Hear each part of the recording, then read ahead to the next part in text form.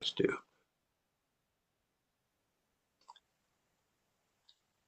Right, I think we are now live. So hello to everybody joining us for this podcast. It's first thing in the morning for us here, so we're feeling a little bit tired. So forgive us if we're a bit kind of We're not bleary-eyed.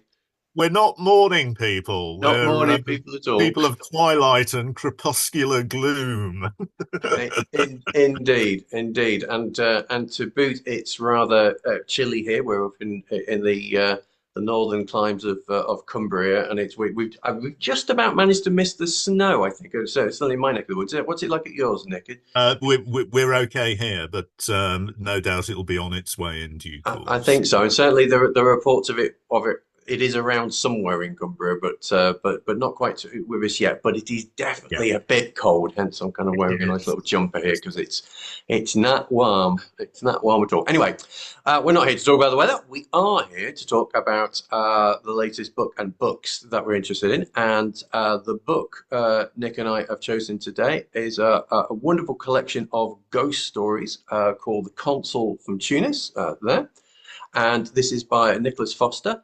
And Nick, do you want to just kind of like tell us some stuff about it and just open with that? Yeah, let me talk a bit about this. I've always thought on a cold winter's evening, there isn't absolutely nothing better than curling up in front of a fire with a good glass of whiskey and a good collection of ghost stories so that you can have your marrow chilled and tingled by by tales of the uncanny. The great English example of this is M.R. James and his ghost stories, and maybe we'll talk a little about that later.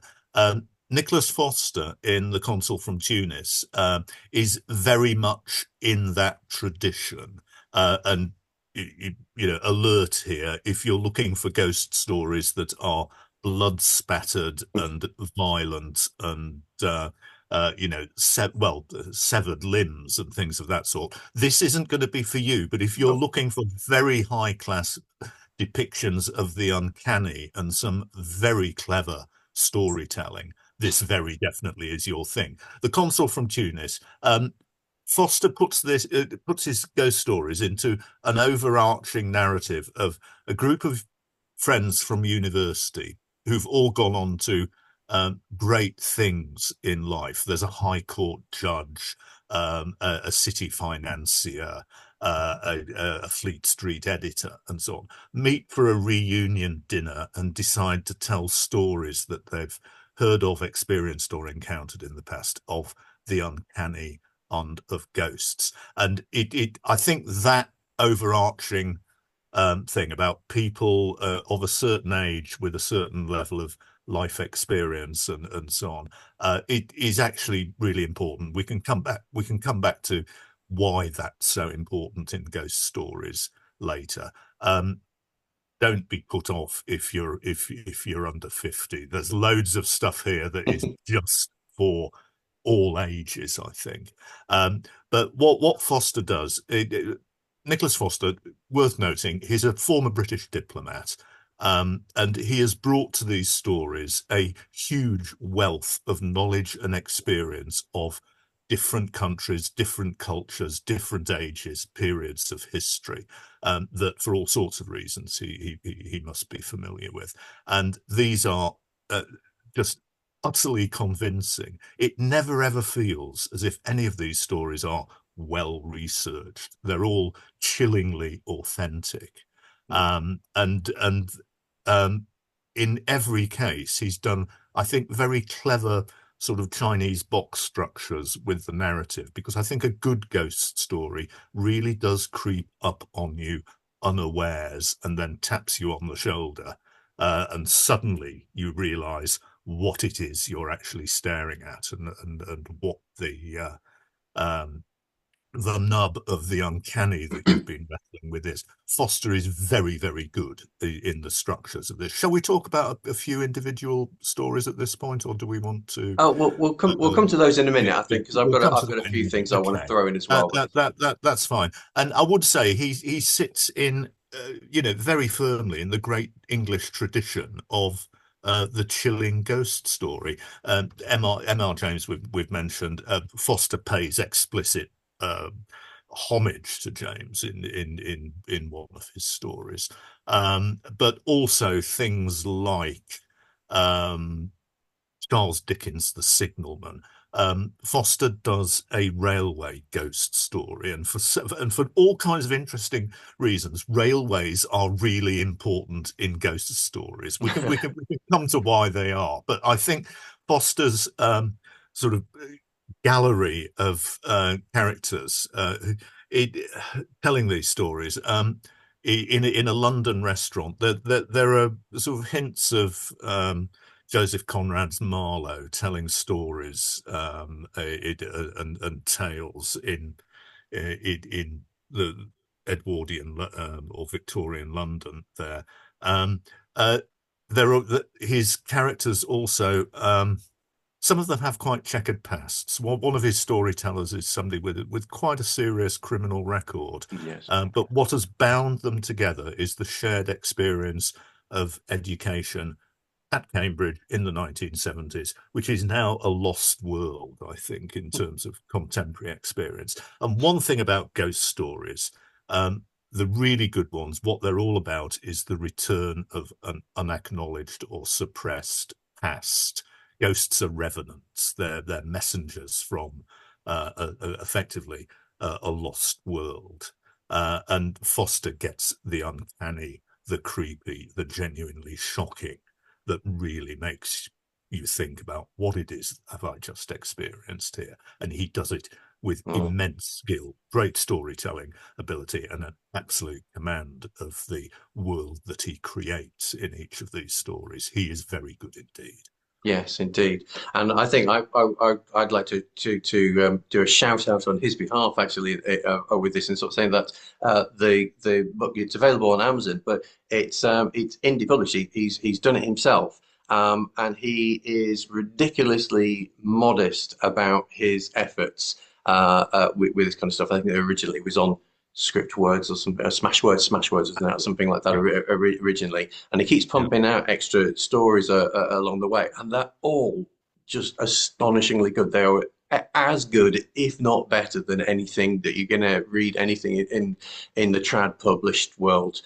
Any of the great kind of short story writers and such like that, these hold up absolutely, alongside of those, if Yeah. not, a good head and shoulders above in many cases. I think it's, he's a very, I'd very good one. absolutely concur with that. So I'm really Yeah, glad. yeah, he's exceptional. I find myself thinking of all sorts of things. My ADHD brain kind of like goes into all sorts of different kind of places. One of my initial thoughts when reading these stories, and I had it again as I was rereading them for this podcast, is I just find myself thinking if James Joyce did horror stories, if he did ghost stories, he'd have written these because it has. There are many elements of it that smacks of Dubliners. That this kind of sense of just entering into a very mundane world. And it's difficult to say that necessarily because these are not boring lives. These are all fascinating characters who could write their own life stories and, go away from ghosts and all that kind of thing. And the books would be brilliant.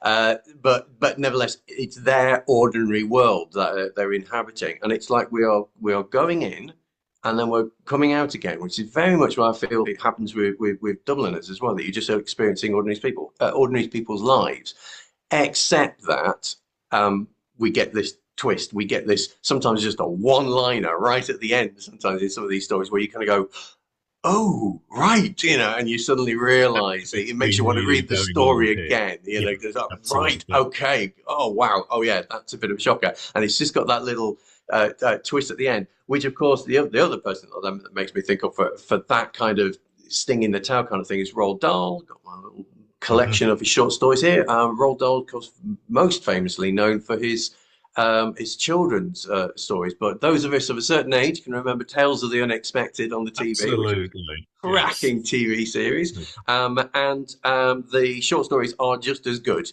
if not even actually better. And again, much of it is about kind of like just getting into somebody's life, and then that twist that happens towards the end, not quite right at the end, which Nicholas Foster's very good at doing, where you really do just read this story and it's a fascinating story. And yes, something strange is usually going on somewhere along the line, but then you get the denouement right at the end of it that has you kind of going, whoa, whereas Dahl can sometimes it builds up to that kind of like Mm. creepiness and Yeah. weirdness until towards the end you get your finish there. But nevertheless, similar kind of idea. And then the third book that I want to throw in because this absolutely did make me think of it with respect, Nick, to what you were saying about this the story centering around this collection of former students who were together at Cambridge and telling their ghost stories, not dissimilar to another collection of stories from someone who you would not expect this kind of stuff from, and that's Isaac Asimov, Ah, the Tales of the Black Widowers.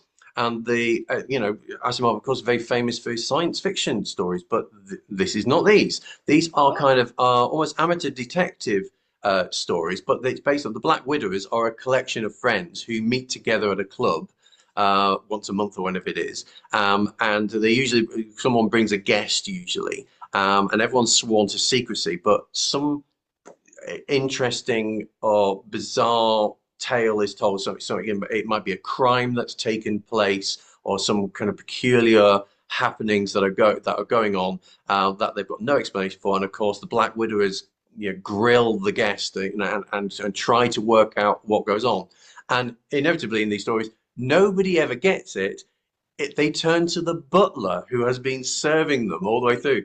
His name is Henry, who just quietly serves everybody their drinks and their food and everything. And they turn to him at the end and say, "Go on, Henry, what's the answer?" kind of thing. And inevitably, Henry has the answer ah, to what was actually brilliant. going on. So again, whereas Nicholas Foster's kind of like the kind of the really spooky thing comes, at the very end. In the same way, Henry, it's at the end of these stories that Henry kind of goes, this and this is going on. And everyone kind of goes, oh yes, and That that is almost Jeeves, isn't it? That's extraordinary. yes, The butler knows. It's not the yes, butler that did it. It's the butler that knows who did it. exactly, That yeah, that right. I'll confess I've been completely unaware of Asimov's detective, if you like, detective or mystery fiction, The Black Widowers, until you talked to me about it.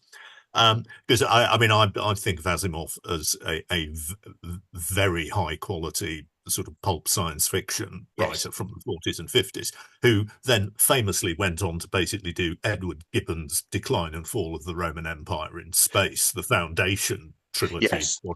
however many there were of I it. There were think it comes to six or it, seven it, books now. Yeah, it ended up being quite a lot, which I always thought was absolutely brilliant. But that is something that strikes me as being well worth giving a visit to. The they idea are. of They're great fun. I'm told there is a second collection of them, but I've never read it. But this first collection, mm, I'm so glad I went back to it because I read them alongside Nicholas Foster's stories just to kind of make the comparison. Just because I thought to myself, oh, there's great parallels, and I thought maybe I'm wrong because it's been a long time since I read it. But I'm glad I did. I will review this collection at some point soon. But anyway, so these are all my kind of like throw-ins, so where I feel either Nicholas Foster's, like tying into some of these, or has no idea, and it's just like wonderful coincidences as we build up this kind of wealth of literature over time that people borrow from, and so on and so forth. His stories themselves, of course, are very different to everything I've mentioned here. As you said, there's no or almost no blood, guts, gore, murders, or anything like that. yeah. They're a very, very subtle kind of story and absolutely brilliant. And Nick, I know you've got a load of stories that you want to talk about, so I'm going to hand back to you on that. Okay, yeah. Let's. I mean, I mentioned the railway story. Let's Yeah, On the Bridge, it's yeah, called, yeah, isn't it? I think. we can on the bridge. We can come back to that in a moment, but let me just talk about a couple of the others. Um, I said that Foster is a former diplomat who's brought immense breadth and depth of knowledge and experience to these things. Joining the dance.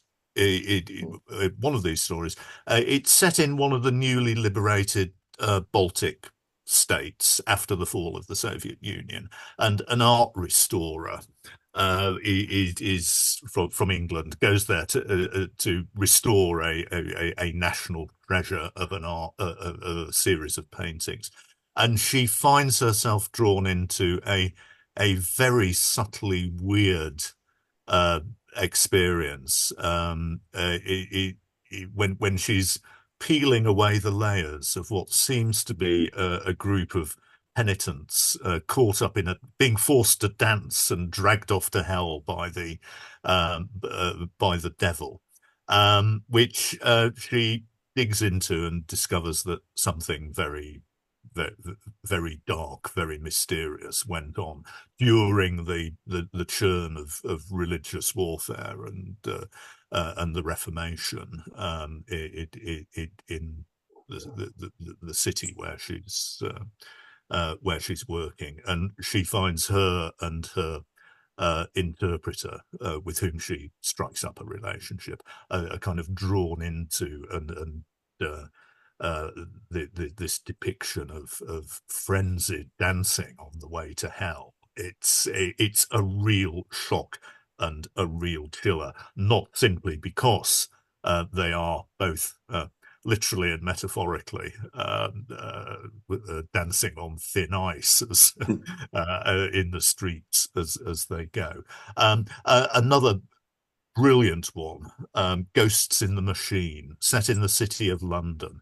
And this demonstrates the kind of way that I think the unacknowledged past comes back to literally and metaphorically haunt us. The City of London's trading systems are subject to an absolutely relentless cyber attack over a period of days, and it's never made explicit, but it's suggested that this is can be related to the fact that the building where our narrator's trading floor is built on a graveyard from the 17th century, and it seems that what's suggested is that a group of 17th century religious fanatics called the Fifth Monarchists, they actually existed, um, who were determined to build the kingdom of heaven on earth in London during the English Revolution and Civil War, have somehow managed to escape from hell and are now haunting the circuits of the internet that are driving the City of London's financial trading. You can interpret that in all sorts of ways, I think. But I said earlier that one of the great things about ghost stories are how the unacknowledged past comes back to and erupts into the present in ways that are uncanny, impossible, or deeply, deeply disturbing. And that really is one of the great things about a really good ghost story, that it speaks to the unmanageable and the suppressed. We talked about railways earlier.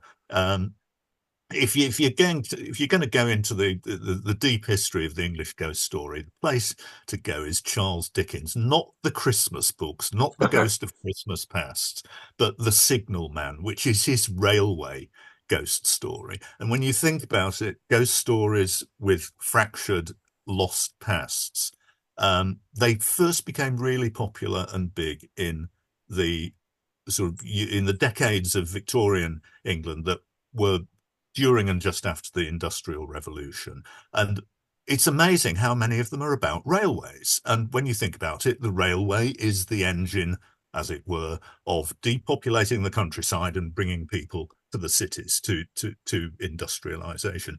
It's also the way back into the lost world of the English rural countryside. So the idea that ghosts are something that are transported on or congregate around railways. I'd mention in passing here Terry Pratchett's Raising Steam as an example of the extra. Pratchett was brilliantly acute psychologically, but his steam engines are populated with demons and goblins, and that's always struck me as being a very profound truth about technology. So Foster with Ghosts in the Machine, I think, gets to the fracture and the really disturbing stuff about the information revolution and how the internet and technology is now affecting our consciousness, our awareness, and our everyday behaviors.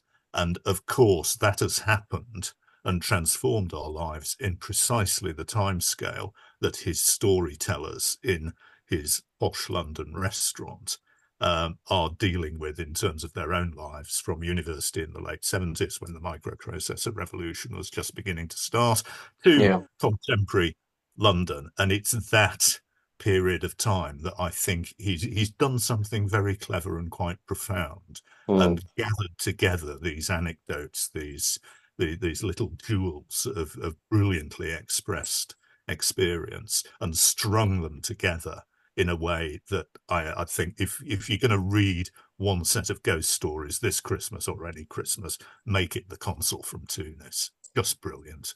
Yes, absolutely. I mean, I agree with you, and but they are a subtle kind of story. I think we kind of need to re-emphasize that you know, if you're bored of the usual kind of Edgar Allan Poe type kind of creepy and macabre, but also incredibly cheesy kind of stories, if you're bored of that kind of stuff, and it's very easy to get to that Mm, point, I think, then these are stories definitely for you because they are totally fresh. And they're all absolutely fascinating and wonderfully written. You were talking about the fifth monarchist earlier on, and that just reminded me just how often in these stories he's putting in things that you just kind of go, has he just made up that historical fact completely? And you go and Google it, it's like, no, sure enough, okay, this no, obscure thing yeah, absolutely yeah. does exist, And and yeah, and wealth I of need to knowledge. stress that none of this ever comes over as, oh, that was well researched. That is No. authentic and lived Yes, experience, completely. Yes. and In that fact, seems to me to it be, almost feels like it's false. It almost does sound like he's just yeah, making it up to make this because he's just writing so fluently. And it turns yeah, out, no, this is not just some historical fact that's been squeezed in to show that he's it, clever, something like that. It's it absolutely part of it. it's a really smart trick to pull off that, and Yes. he does it repeatedly, which Yes, is he great. does. He does indeed. He does indeed. I think one of my favorite stories is actually the longest story, and it's the Ghostwriter, Mm, which is quite fun just for the title. They're gonna, 'cause this is a collection of ghost stories, but ghostwriters are of course people who write books for other people, tell other people's stories. In this case, the narrator has been asked to come and write the story of a reclusive former film star who used to be the life and soul of the party, had all the men, you know, swooning and falling at her feet and everything, and then just removed herself from society and doesn't let anyone in. And the narrator is trying to, you know, get to the bottom of what her story really is. So it's not just a collection of all the various movies that she did in her heyday, which nobody wants to read. You know, what was the real story? And again, as always, you get, you know, it's at the end that we finally get there. But you're led in all sorts of different directions and get to know different characters and get to understand different aspects of her life. And it's beautiful, actually beautifully written. And it does feel like it's just a very beautiful story. And then you kind of like get to the end and again, it hits you really hard. And this is his cleverness where you've just melted into the story really and got used to that, and then suddenly boom, you know, that you're brought back to the fact that no, actually this is part of a collection of ghost stories, and it's very definitely there. So yeah, that's a cracking one. And another one that is lovely and is I think possibly the closest to what you might call a traditional ghost story is The Ragged Girl. uh, oh yeah, yeah, yeah, now that's again that I mean that one here you've got, you know, a genuine ghost kind of situation with this one, and it's just a very beautiful story. You know, mm, again, you don't expect these from ghost stories. You expect to be spooked and chilled, and some of these do that to you. But this one is one where you just kind of go, yeah, that was really beautiful, really beautiful. So you never know with each from story to story what you're going to get next at all. They're yeah, all very different yeah, to each other. absolutely, absolutely, yeah, crackingly good stuff. Strongly recommended, I would say. Very Yes, definitely. indeed. Yeah, Yeah. yeah. And there was one other story we've not mentioned it, but I'll just Yeah. throw this in Yeah. that last night Nick messaged me and says, "Oh, I'm probably going to mention these stories." And I looked through them, and most of them I'd reread myself, and there was one I hadn't. And I went and looked through the contents list, and it's not long. There's 16 stories in the book, kind of thing. And it was like, and that one's not in my copy. I haven't got it at all. And I looked and rechecked again, and it's like it definitely isn't there. So I messaged Nick and sort of said, it's not there. And he went, well, it's the 13th story on page 157. And several hours later, I got back and had a look at it, and the story was back there again. It was like, whoa, what is going on in my own little ghost moment? I think you've dropped a very important nugget of information in there, in that it was story number 13. That's obviously significant. Totally, yeah. But right, I think we may have stumbled upon the point of departure for a ghost story of our own here, a volume of stories. The story that never was. The story that vanishes, or that never was, or that only appears to somebody under certain distinctly ominous circumstances late at night. And if we were going to do this, I think there would be a great sort of discourse about the textual history of the story in question, and the different versions of it that might, and how it came to be. Indeed, we would definitely need the author's help in all of that. I think that would be a stunningly good. But I think, yes, the mysterious case of story number 13 vanishing from the collection, or rather only appearing under some very sinister circumstances. Indeed, yeah. I will also say brilliant. It is a cracking good story as well. It is a brilliant story. Yeah. So that's The Hand of Justice, that one, and it isn't that good. It just 30 seconds on The Hand of Justice.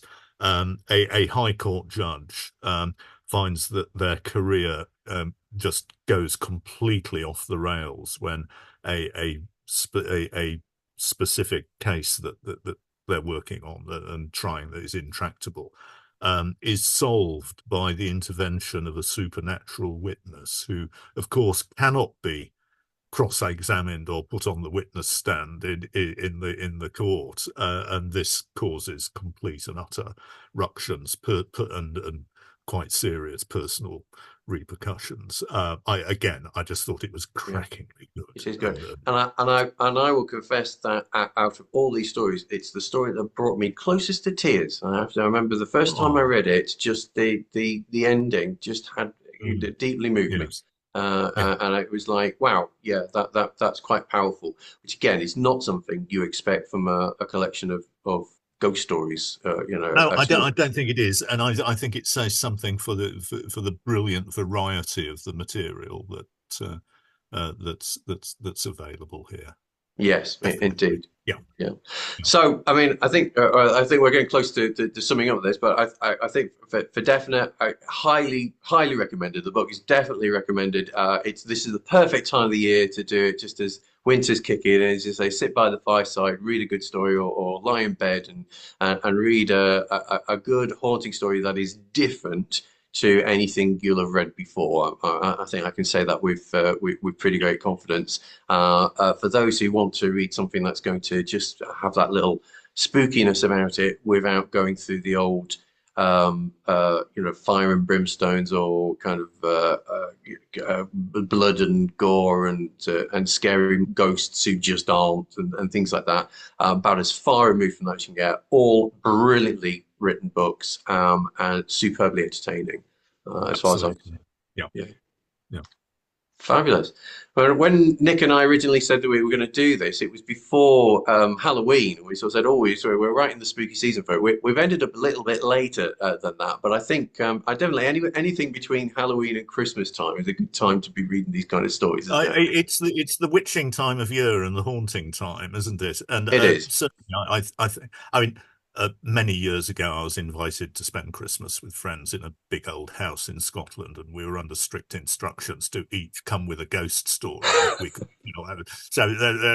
but that's a whole different story. But the idea, for me at any rate, one of the emblematic experiences at Christmas time is to be able to curl up on the sofa with a good collection of ghost stories, a good malt whiskey, and a good blazing fire, and have the living daylights scared, which is an experience everybody ought to go for. And what better way to do it than from with the Consul from Tunis? Strong recommendation, I think.